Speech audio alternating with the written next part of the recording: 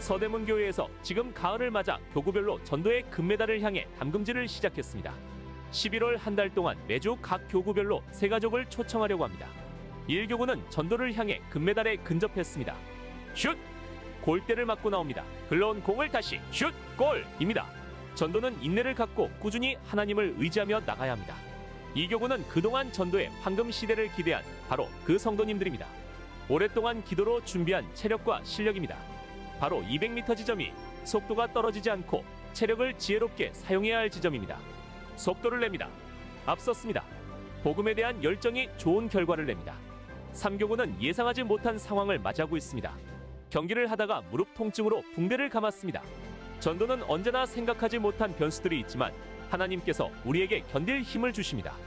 다시 셔틀콕을 들었습니다. 믿음으로 복음을 전합니다. 4교구는 그동안 믿음으로 기본기를 잘 다져왔습니다. 기도와 예배를 통해서 전도의 전략을 짜왔습니다. 상대가 팔과 다리의 길이가 유독 길어서 불리하지만 숨을 내쉬고 집중하여 복음의 점수를 냅니다. 더가족 서대문교회 2023년 가을 교구별 더가족 생명축제가 시작됩니다. 우리 모두 하나님의 선수로서 전도의 열매를 맺는 가을 되시길 소원합니다.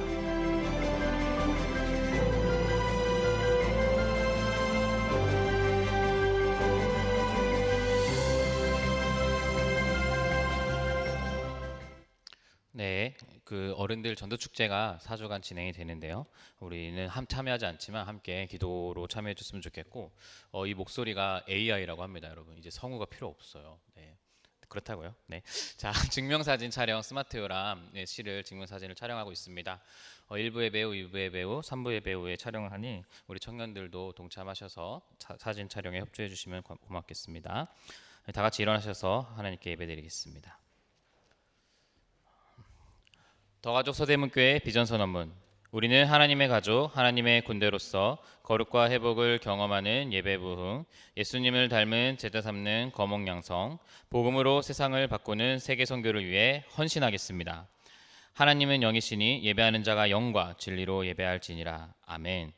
전능하사 천지를 만드신 하나님 아버지를 내가 믿사오며 그 외아들 우리 주 예수 그리스도를 믿사오니 이는 성령으로 잉태하사 동정녀 마리아에게 나시고 본디오 빌라도에게 고난을 받으사 십자가에 못 박혀 죽으시고 장사한 지 사흘 만에 죽은 자 가운데서 다시 살아나시며 하늘에 오르사 전능하신 하나님 우편에 앉아 계시다가 저리로서 산자와 죽은 자를 심판하러 오시리라. 성령을 믿사오며 거룩한 공예와 성도가 서로 교통하는 것과 죄를 사하여 주시는 것과 몸이 다시 사는 것과 영원히 사는 것을 믿사옵나이다. 아멘.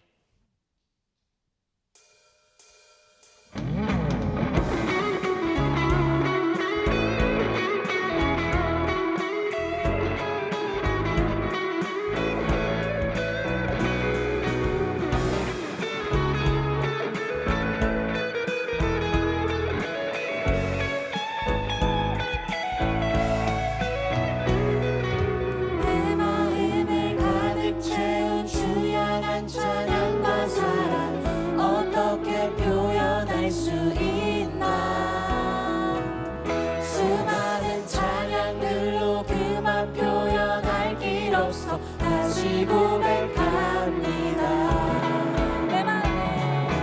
내 마음을 가득 채운 주야한 찬양과 사랑 어떻게 표현할 수 있나. 수많은 찬양들로 그만 표현할 길 없어 다시 고백합니다. 주 사랑해요. 온맘 다하여 말로 다 할 수 없어. 주 사랑해요. 찬양 받아 주소서. 수많은 멜로디와 찬양들을 드렸지만 다시 고백하기 원하네. 주님은 나의 사랑 삶의 중심 되시오니 주를 찬양합니다. 주 사랑해요. 온맘 다하여 말로 다 할 수 없어.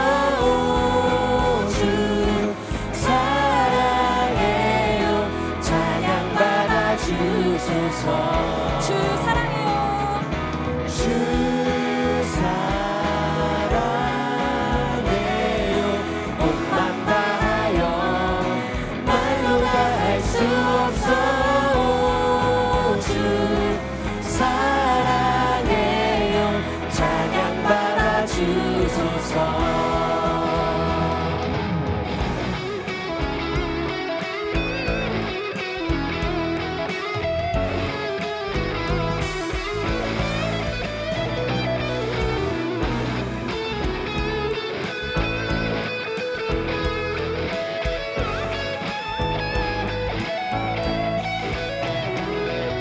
주님 사랑 다시 고백하는 새날 주심 감사해요. 우리에게 오늘이 하루를 허락하셨습니다. 주님 사랑. 주님 사랑 다시 고백하는 새날 주심 감사해요. 주님 사랑 다시 고백하는 찬양 주심 감사해요. 주님 사랑 다시 고백하는 찬양 주심 감사해요. 주 사랑해요. 온 맘 다하여 말로 다 할 수 없어. 주 사랑해요. 찬양 받아 주소서. 주 사랑해요. 온 맘 다하여 말로 다 할 수 없어. 주 사랑해요. 찬양 주님을 받아 향하는 마음을 여러분들의 주소서. 목소리로 한번 고백해 보시겠습니까? 주 사랑해요. 사랑해요. 온 맘 다하여 말로 다 할 수 없어. 주 사랑해요. 찬양 받아 주소서. 주 사랑해요. 온 맘 다하여 말로 다 할 수 없어. 주 사랑해요. 찬양 받아 주소서. 우리의 찬양을 박수게 합당한 주님께 우리의 영광의 박수 올려드립시다. 하나님, 우리의 영광을 주님께 표현합니다.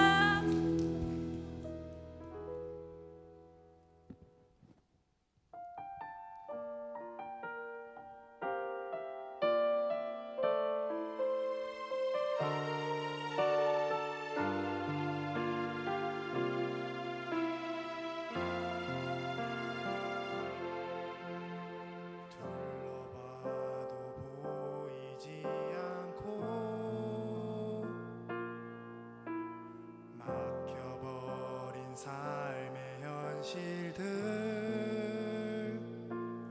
가슴 속에 시린 눈물과 두려움에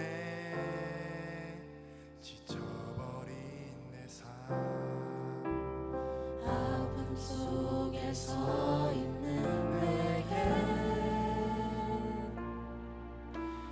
안타까워 손 내미시네. 눈을 뜨니 주님 계시네. 나를 안고 그의 길로 날 인도하시네. 지금 이 자리에서 주를 바라보며 지금 이 자리에서 주가 영광 받으시도록 주께 순종하리라. 주께 나아가리라. 지금 이 자리에서 살아내리라. 우리에게 찾아오신 주님 앞에 우리 함께 고백하기 원합니다. 아픔 속에 서 있는 내게 아픔 속에 서 있는 내게 안타까워 손 내미시네. 눈을 뜨니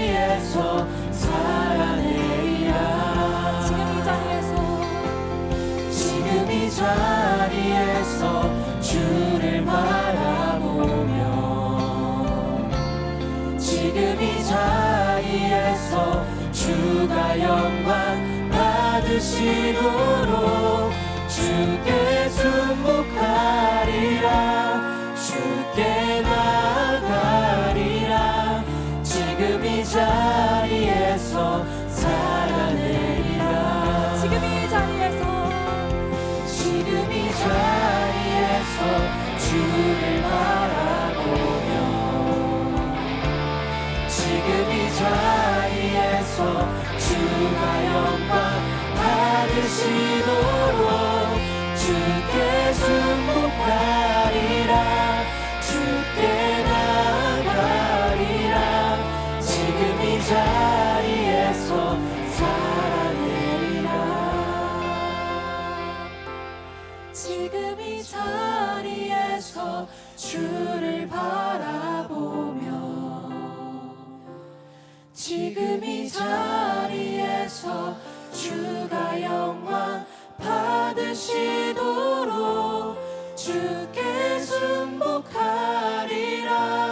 주께 나아가리라 지금 이 자리에서 살아내리라 주께 순복하리라 주께 순복하리라 주께 나아가리라 주께 나아가리라 지금 이 자리에서 살아내리라 로마서 12장 2절 말씀에 너희는 이 세대를 본받지 말고 오직 마음을 새롭게 함으로 변화를 받아 하나님의 선하시고 기뻐하시고 온전하신 뜻이 무엇인지 분별하도록 하라.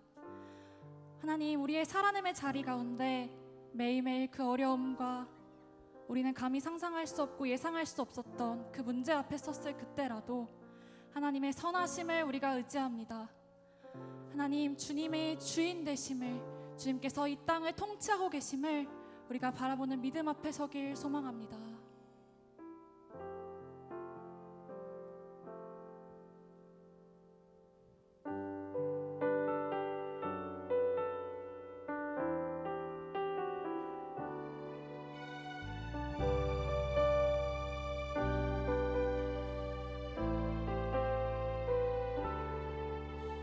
손에 들려있는 지팡이 사용하셔서 주님만이 주 되심을 나타내소서 맡겨주신 사명을 감당할 힘을 주시고 주 이름만 높이게 하소서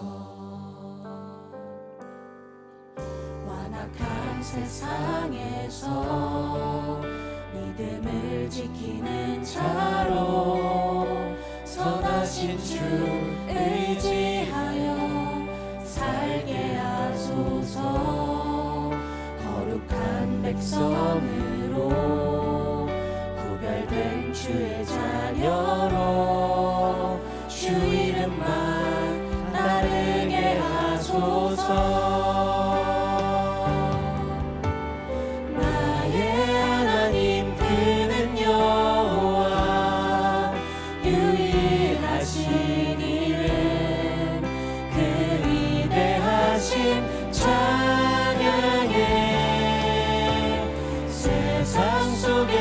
구별된 자로 주가 주 되심을 나 선포하리라.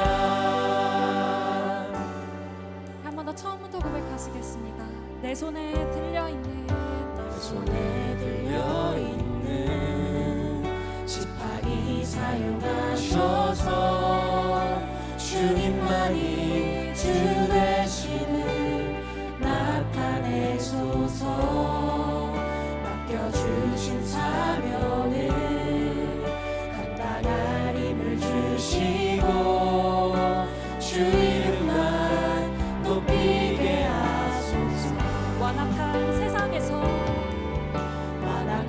세상에서 믿음을 지키는 자로 선하신 주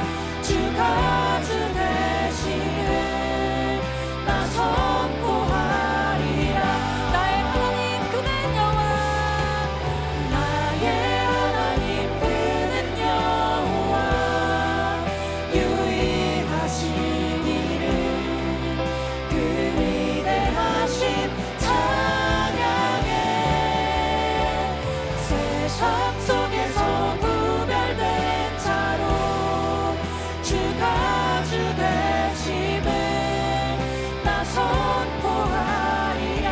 내 영혼이 확장되고 내 영혼이 확정되고 확정되어 싸우니 믿음의 눈 들어 주를 바라봅니다.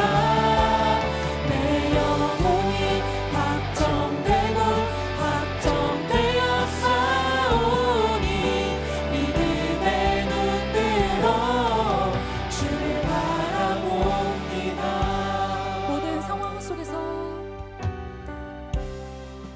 모든 상황 속에서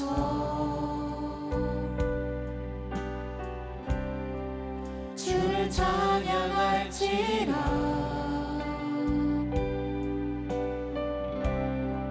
주는 너의 큰 상급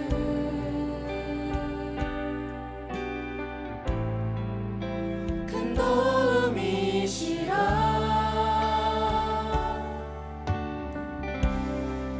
주의 얼굴 구할 때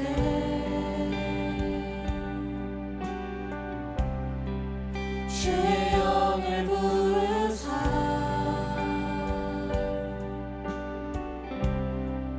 크신 사랑 안에서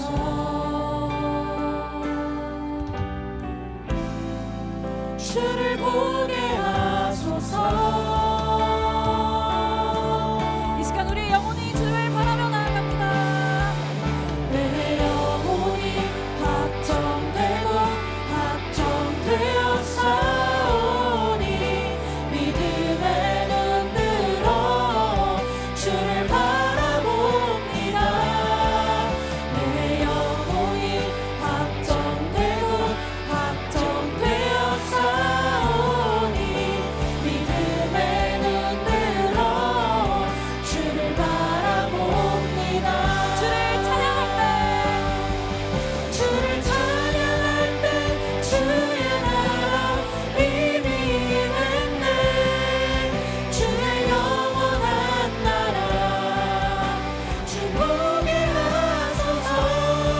주를 찬양할 때 주를 찬양할 때 주의 나라 힘이 있네. 주의 영원한 나라 주 보게 하소서.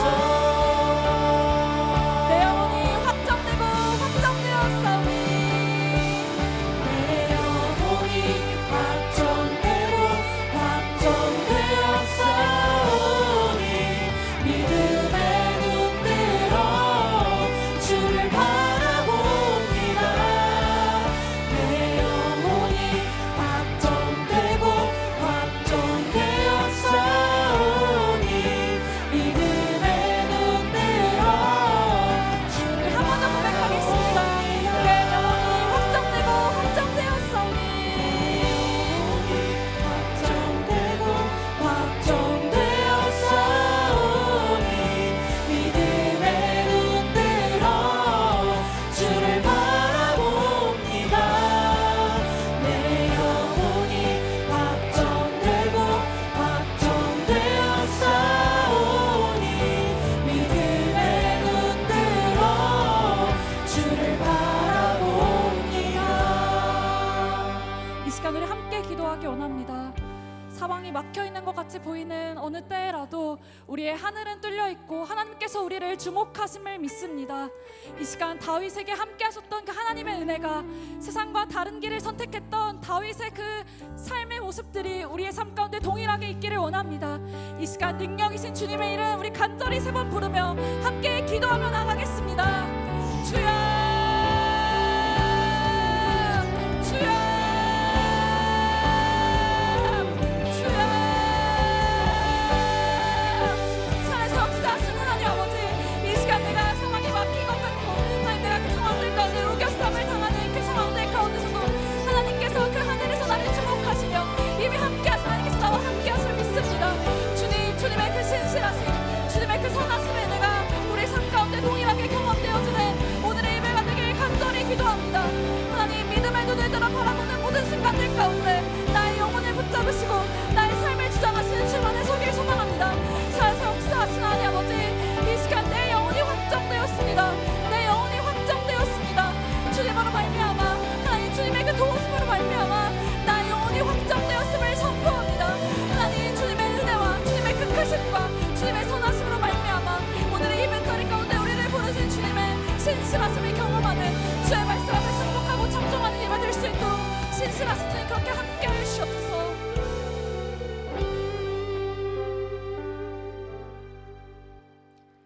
사랑하는 하나님 아버지, 오늘도 주님께 예배를 드립니다. 우리가 한 주간 주님의 은혜와 긍휼함으로 지내서 이 자리에 나왔습니다. 주님, 우리는 연약하여서 너무 쉽게 넘어지고 포기합니다. 그럼에도 주님은 우리를 포기하지 않으시고 무한한 사랑으로 우리를 보듬어 주시니 그 놀라운 은혜에 감사드립니다. 주님, 이 세계가 전쟁과 자연재해와 기근으로 아파하고 있습니다. 특히 이스라엘과 팔레스타인의 전쟁으로 너무나 많은 사람들이 고통 중에 있습니다. 주님, 그들을 긍휼히 여기시고 이 싸움과 증오가 멈추기를 간구합니다. 주님, 우리 청년부를 위해서도 기도합니다. 말씀을 사모하는 청년들이 되게 하시고 또 하나님과 씨름하는 그런 청년들이 되기를 소망합니다. 또 오늘 말씀 전하실 노태진 목사님께 성령의 기름 부으심과 주님의 은혜가 있게 하시고 또한 수모임에서 풍성한 교제가 있기를 기도합니다. 이 모든 말씀 사랑이신 예수님의 이름으로 기도했습니다. 아멘.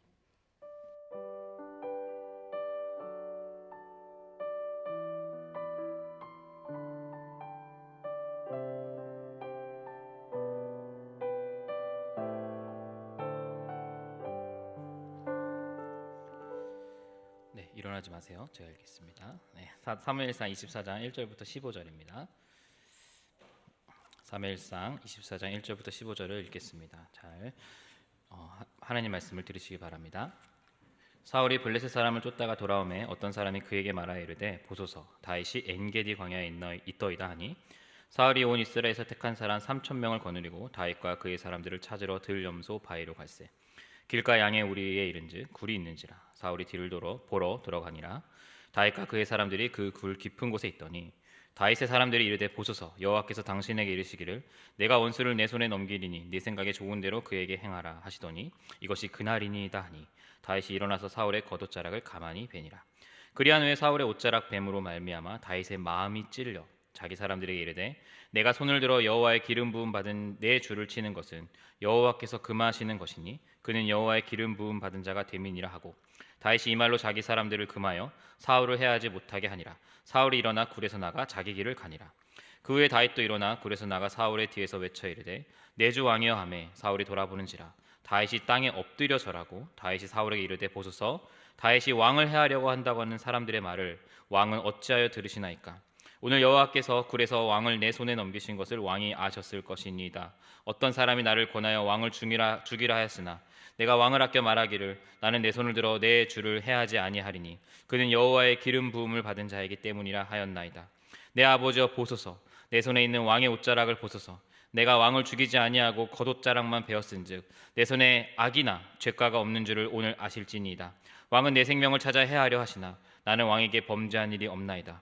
여호와께서 나와 왕 사이를 판단하사 여호와께서 나를 위하여 왕에게 보복하시려니와 내 손으로는 왕을 해하지 않겠나이다. 옛 속담에 말하기를 악은 악인에게서 난다 하였으니 내 손이 왕을 행하지 아니하리이다. 이스라엘 왕이 누구를 따라 나왔으며 누구의 뒤를 쫓나이까. 죽은 개나 벼룩을 쫓음이니이다. 그런즉 여호와께서 재판장이 되어 나와 왕 사이에 심판하사 나의 사정을 살펴 억울함을 풀어주시고 나를 왕의 손에서 건지시기를 원하나이다 하니라. 아멘. 네, 여러분 오늘 본문 진짜 유명하죠. 다윗이 사울을 죽일 수 있는 절호의 기회가 있음에도 불구하고 사울을 죽이지 않은 사건입니다.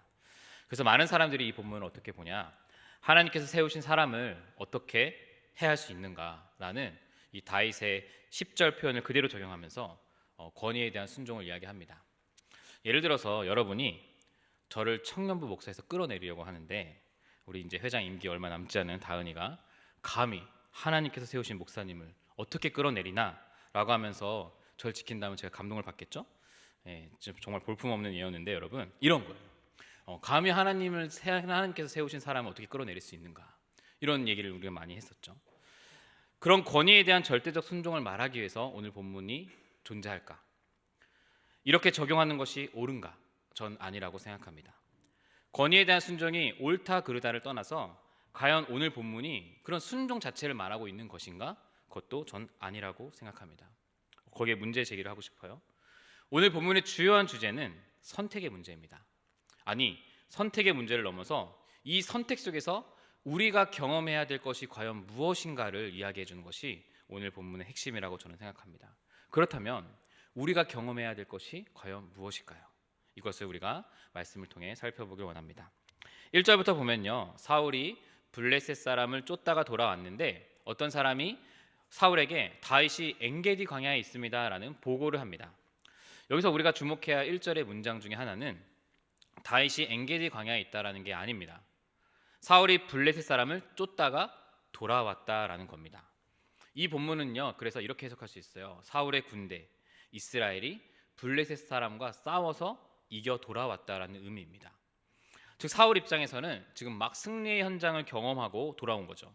근데 여러분, 사울이 전쟁에서 승리하고 돌아왔다는 이 이야기는 인간의 성공이 참 좋다라는 것이 아님을 우리는 곧바로 알 수 있습니다. 그러니까 제가 하고 싶은 말은 이거예요. 외형적으로 성공해도 하나님을 기쁘시게 해드리고 있다는 증거가 아니 될 수 있다는 말이에요. 외형적 성공은 여러분 결코 중요하지 않다라는 거죠. 사울이 이 소식을 듣고 취한 행동을 보면 사울이 지금 얼마나 악한 세력 밑에서 활동하고 있는지를 우리는 알 수가 있게 됩니다.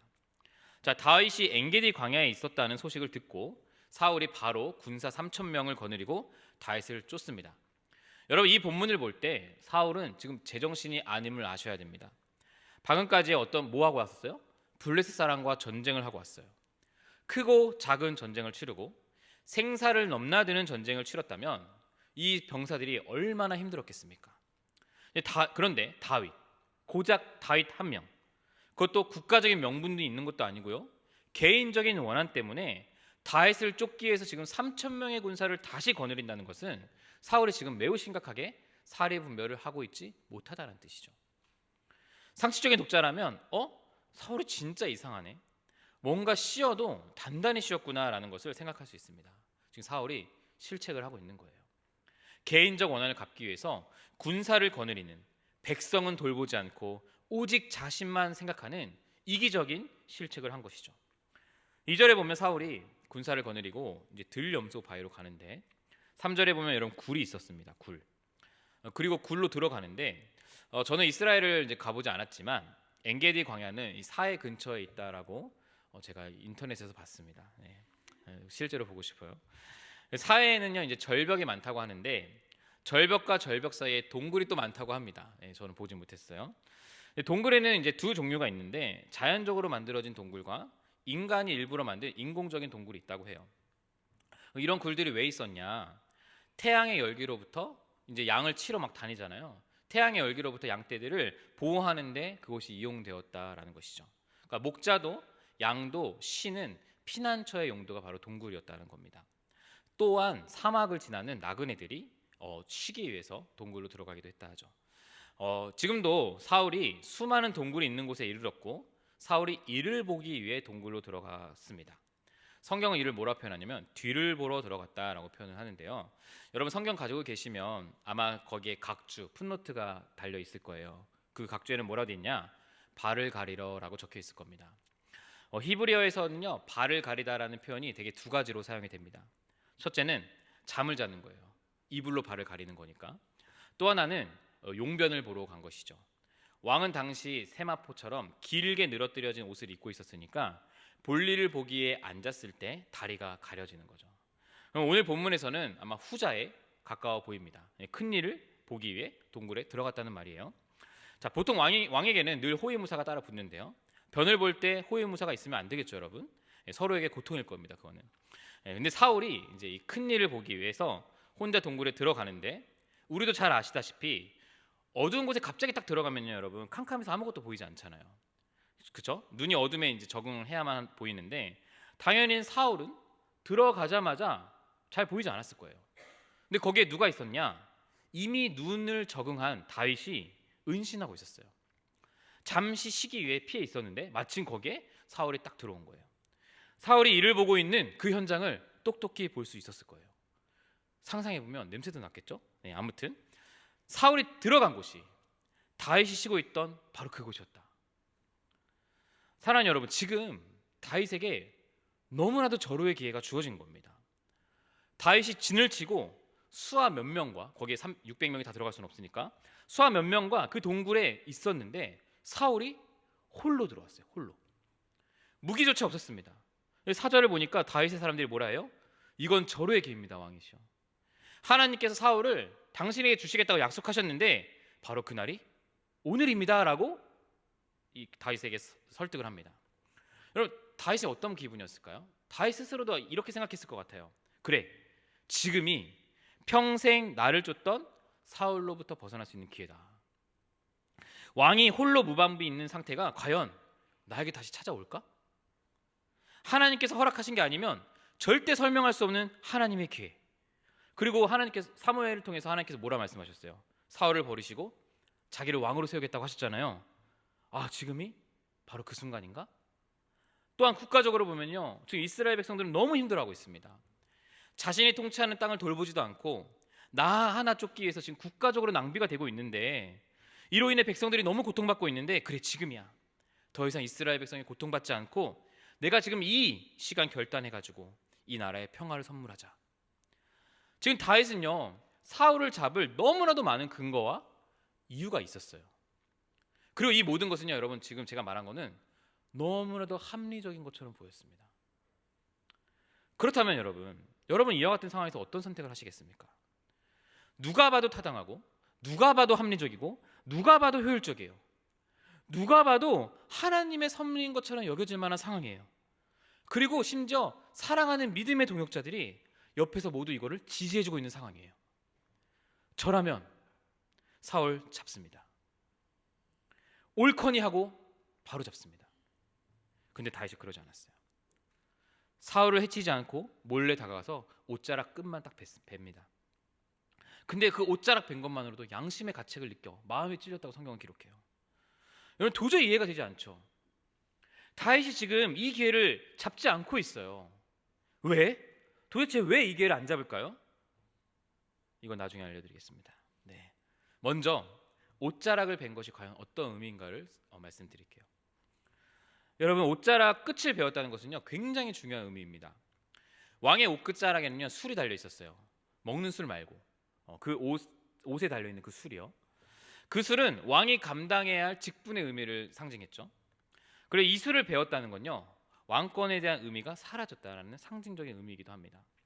그리고 무엇보다도 이 옷자락을 베었다는 건 어떤 예언의 완결판이었습니다.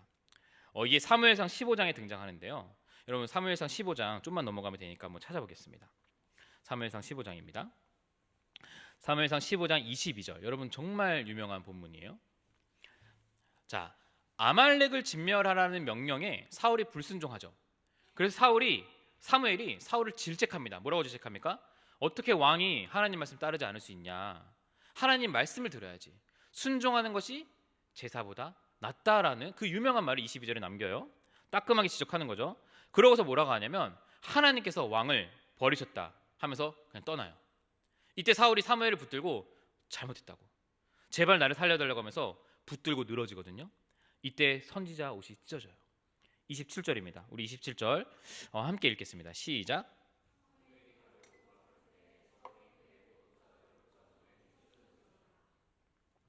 이어서 28절 제가 새 번역으로 읽어드릴게요.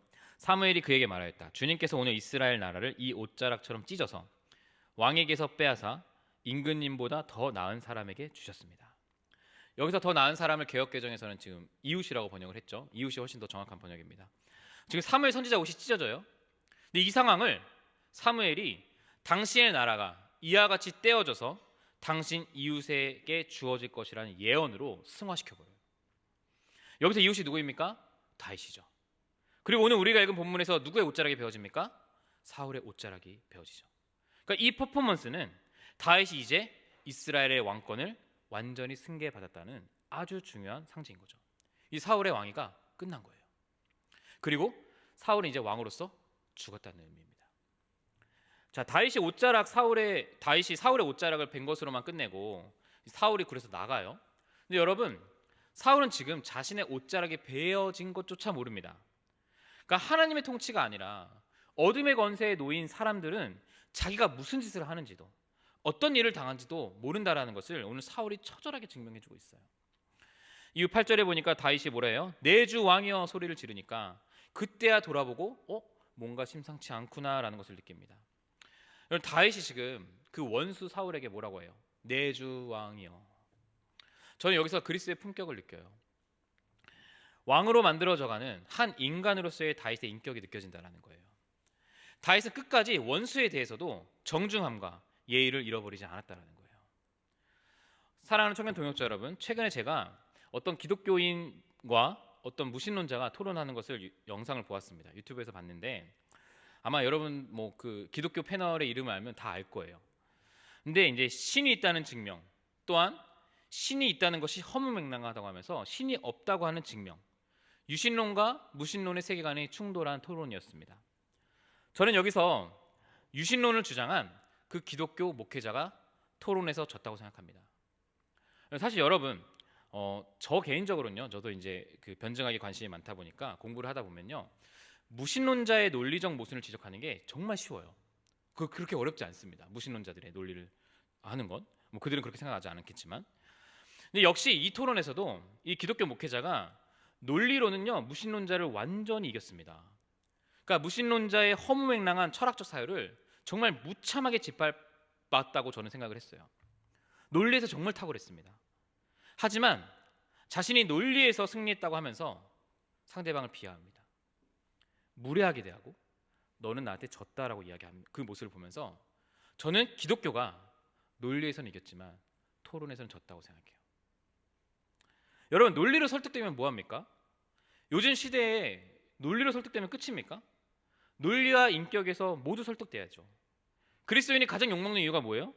가르침과 삶의 불일치잖아요. 다윗은 지금 원수 앞에서도 정중했다는 것을 여러분 기억하셔야 돼요.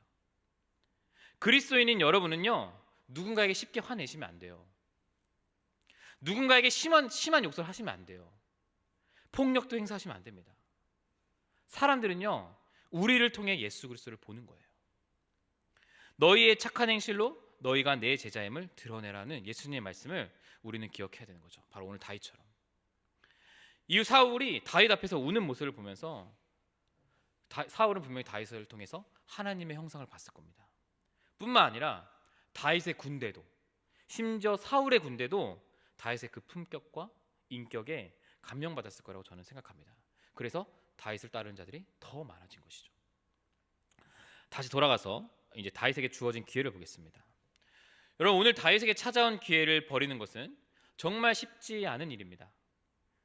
사실 저와 여러분은요 이런 상황이 아닐지라도 어떤 선택의 순간이 우리에게 왔을 때 나에게 유리한 대로 해석하고 나에게 유리한 말씀을 끌어오고 내 주변 사람들의 찬송과 지지에 기대서 얼마든지 우리가 원하는 선택을 하고 있죠. 이런 완벽한 상황이 아니더라도 그런 상황을 우리는 의도적으로 만들어가요. 최고의 기회가 아닐지라도 이런 성향이 있는데 지금은 누가 봐도 객관적으로 최고의 기회예요. 근데 여러분, 오늘 본문이 우리에게 주는 교훈은 뭐냐면 우리에게 중요한 것은요 나에게 유리한 선택도 아니고 심지어 옳고 그름에 대한 선택도 아니라는 것을 이 다윗의 선택에서 우리는 확인할 수가 있어요. 뭡니까? 내가 하는 선택에 하나님의 인도하심이 있는가? 아니면 내 멋대로 나에게를 끌어가는가? 여러분, 이거 되게 중요해요. 누가 생각해도 이게 맞는 선택이고 말씀에 크게 위배되지도 않고 이것을 결정할 때 내 인생, 우리 공동체에 유익이 된다면 당연히 그 선택은 합리적이고 마땅한 선택일 겁니다. 그러나 그 선택을 감싸는 하나님의 인도하심이 있는가? 하나님의 인도하심이 그 선택 속에 있는가? 이게 정말 중요한 거예요. 그래서 여러분, 때로는요 복음의 은혜 안에서는 틀린 선택을 해도 돼요. 그 선택이 우리 인생에 변수를 주는 게 아니에요. 우리 인생의 변수는 뭐냐? 하나님께서 나를 이끌고 계시는가? 하나님께서 나와 함께하고 계시는가? 이것이 우리 인생과 우리 인생 영혼의 변수이지 맞는 선택, 틀린 선택은 변수가 되는 게 아닙니다. 하나님은요 맞는 선택에서도 틀린 선택에서도 인도하실 수 있는 분이기 때문이에요. 최근 사랑하는 지체 한 명이 이제 선택에 관련해서 이야기를 나누고 싶다고 저에게 이제 연락을 해왔습니다. 본인이 정말 하고 싶은 일이 있는데 그 일을 할지 말지 지금 내가 결단해야 되는데 너무 어렵다는 거예요. 그래서 그것을 떠나야 할지 남아야 할지, 이 주어진 너무 좋은 기회가 있는데 그것을 누려야 할지 말아야 할지 도대체 어떤 결정을 해야 될지 모르겠다라고 이제 저한테 연락이 왔어요. 하지만 하나님 섭리가 정말 놀라운 게 마치 이번 말씀을 준비하면서 이 말씀을 그 지체에게 이야기해 줄 수 있었습니다. 계속 그곳에서 일을 하든 아니면 그만두든 중요하지 않다. 무슨 선택을 하든 너가 거기서 하나님의 인도하심을 경험할 수 있느냐 없느냐, 그게 우리 인생의 변수라고. 어떤 선택을 하든 하나님께서 널 선하게 인도하실 거라는 기쁨에 찬 확신이 있었으면 좋겠다라고 이야기를 했습니다. 그렇습니다, 여러분. 우리에게 중요한 건요, 옳고 그름의 선택이 아니라 하나님의 인도하심을 그 선택에서 경험할 수 있느냐 없느냐예요. 왜 그렇습니까? 우리 인생은 너무나도 복잡해서 무엇이 옳은 선택인지 무엇이 틀린 선택인지를 분별하기가 너무 어렵기 때문이에요. 때로는 틀린 선택을 해도 거기에 하나님의 인도하심을 경험하면 여러분 된 거예요. 우리가 이 인도하심을 경험하면서 그래, 하나님께서 내 영혼, 내 삶, 내 인생 여정의 주인이시지, 내가 하나님의 통치를 받는 하나님의 자녀, 하나님의 백성이지라는 고백이 우리 가운데서 터져 나온다면 틀린 선택도 괜찮은 거예요. 그리고 이런 일들이 정말 많이 일어났으면 좋겠어요, 여러분에게. 그분이 우리를 다스리시는 대로, 그분이 우리를 인도하시는 그 경험이 우리에게 많이 이루어졌으면 좋겠습니다. 그리고 이 과정이 정말 중요하다는 것을 여러분이 잊지 않으셨으면 좋겠어요. 종교개혁주의라고 여러분 있어요. 10월 말인데 최근에 와서 종교개혁에서 아주 중요한 주제가 하나 떠오르고 있습니다.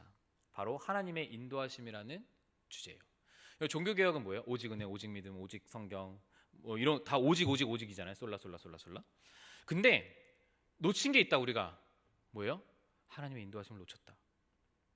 그리스도인 개개인이 성령과 진리의 말씀을 따라 구체적으로 하나님의 인도하심을 받을 수 있고 하나님과 연합하여 동행하는 그 영광스러운 부르심을 받고 있다는 그 가르침이 너무 소홀했다. 하나님의 인도하심이 이 종교개혁에서 아주 중요한 주제로 떠올랐습니다. 여러분, 그 전까지는 이게 중요한 주제가 아니었어요.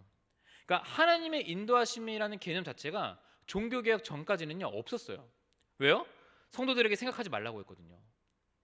교회가 그냥 정해주는 대로, 교회 전통대로 그냥 해, 너희는 그냥 교회 가르침만 따르면 돼 라고 주장했거든요. 근데 아니죠. 복음의 은혜로 우리가 하나님의 자녀가 되고 예수 그리스도의 통치 가운데 각자의 삶을 인도하시고 다스리시는 하나님의 인도하심이 있다. 말씀을 통해 우리가 그것을 경험할 수 있다라는 것이 최근에 와서야 강조되기 시작했습니다. 하나님의 인도하심. 여러분, 이 인도하심을 받으면요, 나에게 주어진 상황이 힘겨워도, 보이지 않는 막막함이 있어도, 짜증나고 답답해도 평안을 누릴 수 있어요. 왠지 아세요? 힘들지만 주님이 주신 자리라는 것이 믿어지니까요.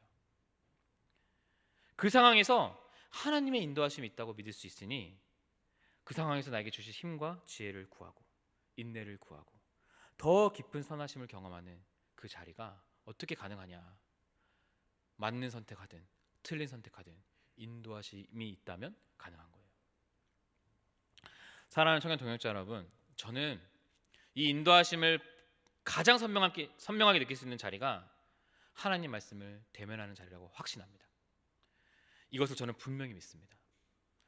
말씀을 읽어야 돼요. 말씀을 배워야 됩니다. 이 부요한 진리를 여러분 마음속에 담을 수 있어야 합니다.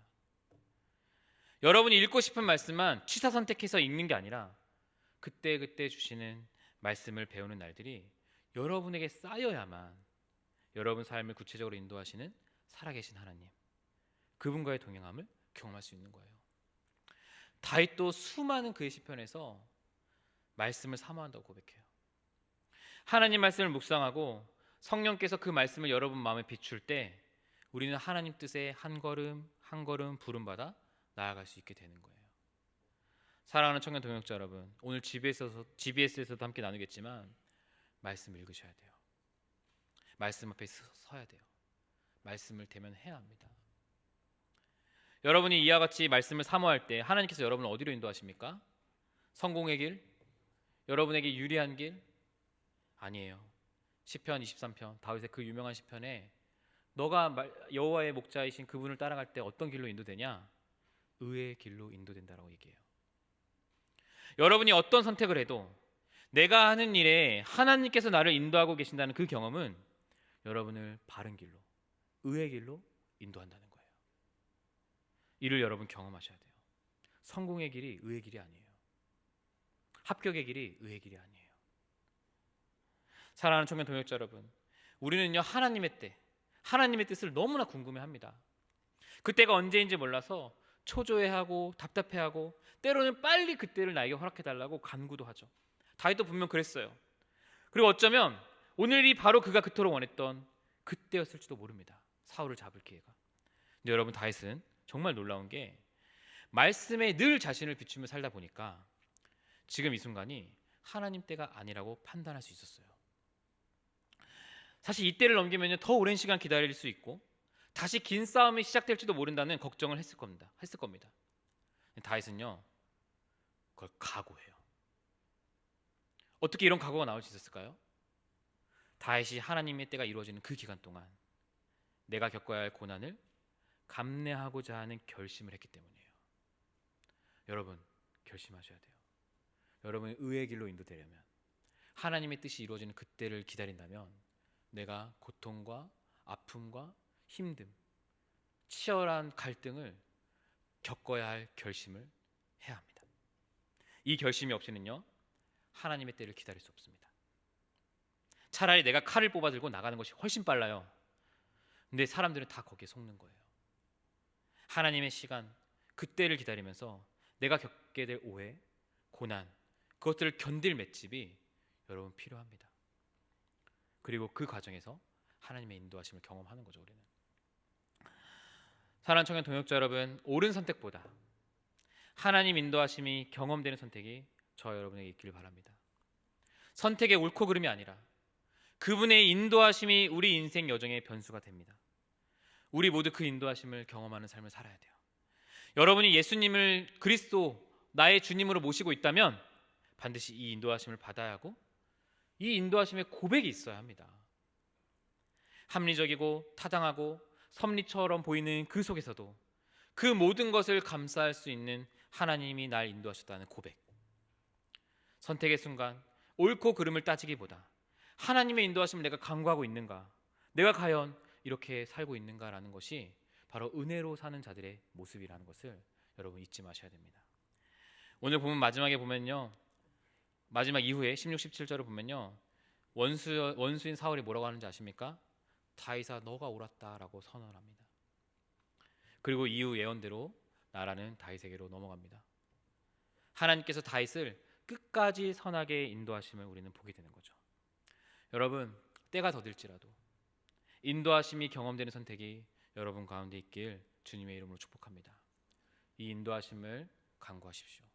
이 인도하심을 소망하십시오. 그리고 견디십시오.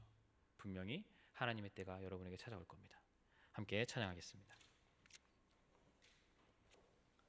우리 주 말씀 내 삶 비출 때 찬양하기입니다.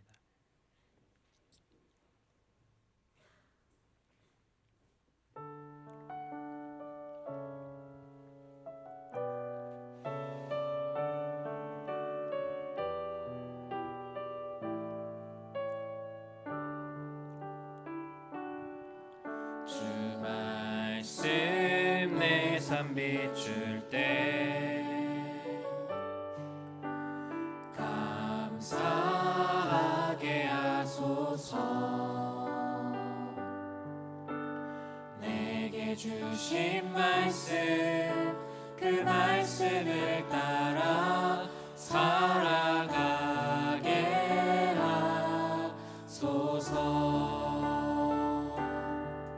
주 말씀 내 삶 비출 때 겸손하게 하소서. 내게 주신 말씀 나의 삶 되어 주를 닮게 하소서. 주의 말씀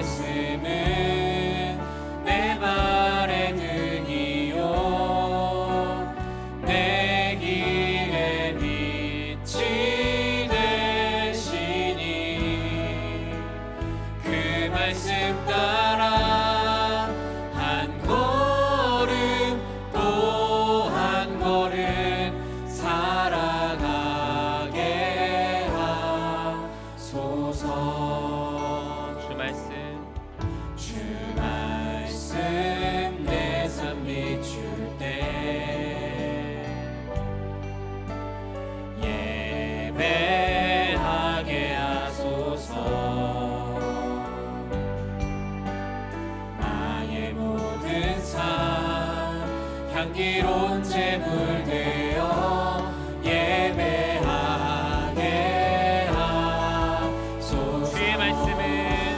주의 말씀은 내 발의 등이요 내 길의 빛이 되시니 그 말씀 따라 한 걸음 또 한 걸음 살아가게 함. 주의 말씀은 내 발의 등이요 내 길의 빛이 되시니 그 말씀 따라 한 걸음 또 한 걸음 살아가게. 우리 마음을 다해 한 번 더 고백하겠습니다. 주의 말씀이 내 발의 등이요 주의 말씀은 내 발의 등이요 내 길의 빛이 되시니 그 말씀 따라 한 걸음 또 한 걸음 살아가게 하소서. 사랑하는 동역자 여러분, 여러분이 말씀을 묵상하면요, 이 말씀이 매일매일 쌓여서 여러분이 앞으로 한 걸음 한 걸음 나아갈 수 있는 방향이 된다는 것을 잊지 마시기 바랍니다. 옳고 그름이 아닙니다. 정말 복음의 은혜 안에서는 여러분, 틀린 선택해도 괜찮습니다. 그분의 인도하심이 나에게 경험되어진다면 하나님 선하게 여러분 인도하십니다. 여러분 앞에 놓인 수많은 선택 앞에서 하나님의 인도하심이 옳고 그름을 덮게 해달라고 이 시간 기도하십시오. 주님, 나에게 이런 여러 선택의 순간이 있습니다. 해야 될 결단이 있습니다. 무엇이 정답인지 잘 모르겠습니다. 그러나 옳고 그름을 덮는 당신의 인도하심을 내가 이 순간, 이 시간을 통해서 경험하게 해주시고, 그리고 그렇게 하나님의 때를 기다리게 해달라고 이 시간 마음을 다해서 함께 간절히 기도하겠습니다. 기도합니다. 주여, 주여, 주여. 하나님 감사합니다. 저를 지금까지 인도해 주시고, 지금까지 저를 사랑으로 인도해 주시고, 이 세상 어떤 신도 할 수 없는 오직 하나님만이 하실 수 있는 그 선한 길로 날 인도해 주셔서 감사합니다. 주님, 이 선하신 길로 내가 주 앞에 늘 나아갈 때, 의지하며 나아갈 때, 하나님 내가 견디게 해주십시오. 하나님 내가 인내하게 하여 주십시오. 이 길을 걸어갈 때 내가 겪을 고난이 분명히 있다라는 거, 내가 겪을 아픔이 분명히 있다라는 거, 내 안에 치열한 갈등이 있다라는 것을 알게 해주셔, 인정하게 해주셔서 이것을 견디겠다는 각오로 주 앞에 나아갈 수 있게 해주십시오. 사랑의 하나님, 우리 청년들이 많은 선택의 앞에 놓여 있습니다. 하나님의 인도하심이 무엇인지 정말 모를 때가 있습니다. 그러나 하나님, 어떤 것이 옳고 그런 선택인지를 우리가 선택하는 것이 아니라 그 상황에서 어떤 선택을 할지라도 모든 것을 싸매고 모든 것을 덮는 그 하나님의 인도하심을 우리가 경험하게 하여 주시옵소서. 아버지, 그 인도하심이 나에게 경험하게 하여 주시옵소서. 하나님, 틀린 선택을 할지라도 하나님의 인도하심이 경험된다면 옳게 되어지는 놀라운 역사를 우리가 경험하게 하여 주시옵소서. 수많은 선택이 놓여져 있지만, 수많은 아픔들이 우리를 기다릴 수 있고, 수많은 갈등들이 이루어질 수 있지만, 이제 우리가 간절히 구해야 될 것이 하나님의 인도하심을, 결국 바른 길을, 의의 길로 나를 인도하신다는 것을 우리가 확신하고 경험하게 하여 주시옵소서. 이를 위해 매일 말씀을 통해 주님께 나아가게 하여 주시옵소서. 이를 위해 매일 말씀을 통해 하나님 아버지께 나아가게 하여 주시옵소서. 매일 말씀을 사모하는 자들에게 하여 주시옵소서. 이 말씀이 쌓이고 쌓여서 우리가 한 걸음씩 나아갈 수 있다는 것을 기억하게 하여 주시옵소서. 주의 인도하심을 기대합니다. 말씀의 인도하심을 기대합니다. 말씀대로 살아갈 결단을 기대합니다. 주여 도와주시옵소서. 아버지, 우리 함께 기도 고백합니다. 주의 말씀은 내 발의 등이요 내 길의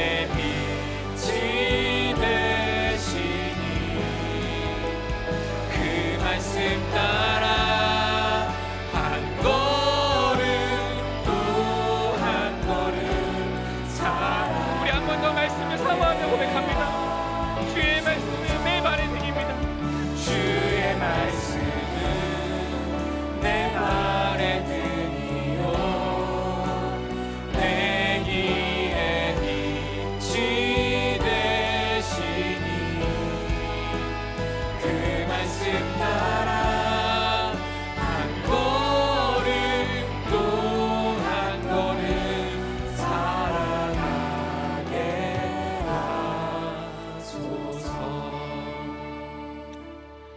걸어가신 하나님, 옳고 그름을 덮는 인도하심이, 때로는 틀린 선택도 하나님의 인도하심을 경험한다면, 그 인도하심이 경험되어진다면 옳게 되는 놀라운 역사를 우리 사랑하는 청년들이 경험하기 원합니다.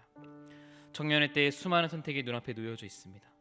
이때 간절히 구해야 될 것이 하나님의 인도하심이고, 그래서 바른 길, 의의 길로 결국엔 나를 인도하신다는 것을 우리 사랑하는 이 동역자들이 경험하게 해 주옵소서.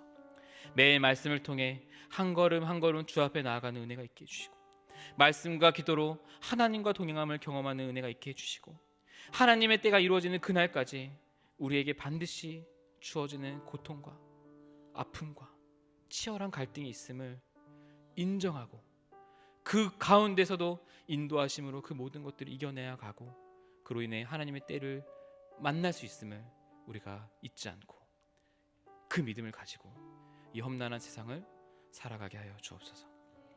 주 예수 그리스도의 은혜와 하나님의 사랑과 성령의 교통하심이 말씀을 따라 인도하심을 받길 원하는 주의 자녀들에게 매일 말씀을 따라서 더디더라도 한 걸음 한 걸음 주 앞에 나아가길 원하는 주의 자녀들에게 영원히 함께 있을지어다. 아멘.